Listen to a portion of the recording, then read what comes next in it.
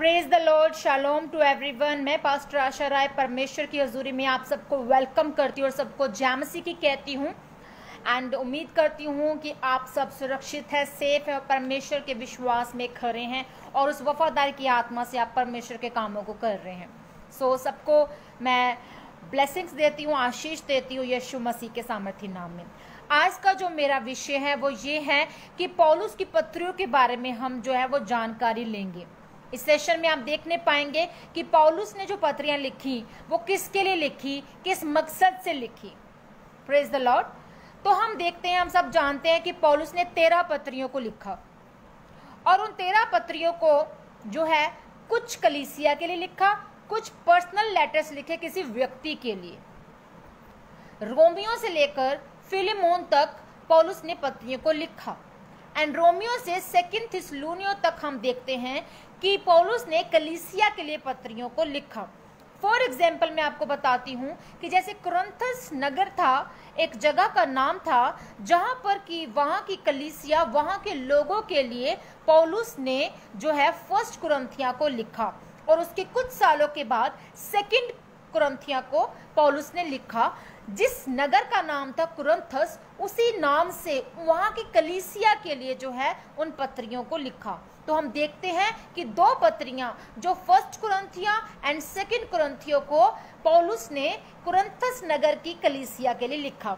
And second for example मैं आपको एक और देना चाहूंगी, जैसे कि गलातियों जो नगर था वो एशिया का रोमी प्रांत था। एशिया का एक नगर था, वहां का रोमी प्रांत, जहां पर गलातियों की कलीसिया के लिए पौलुस ने इस पत्री को लिखा, जिसे हम गलातियों की पत्री के नाम से जानते हैं।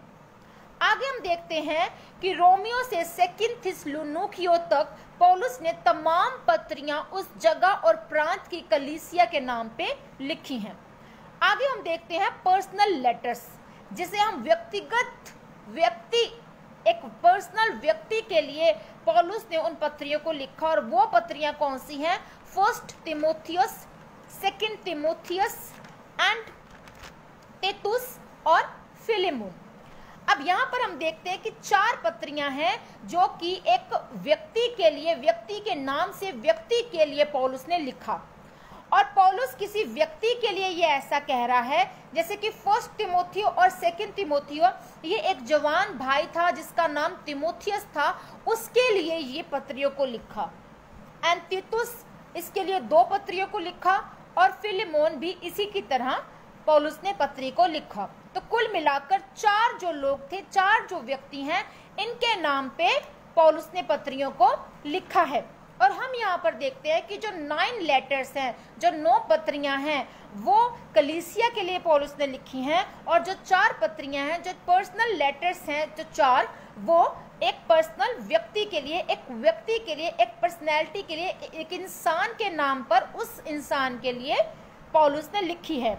अब इन 13 पत्रियों में से पौलुस ने कुछ पत्रियों को जेल में बैठकर लिखा है। कुछ पत्रियों को पौलुस ने जेल में बैठकर लिखा, जिसे हम प्रिजन एपिस्टल्स कहते हैं।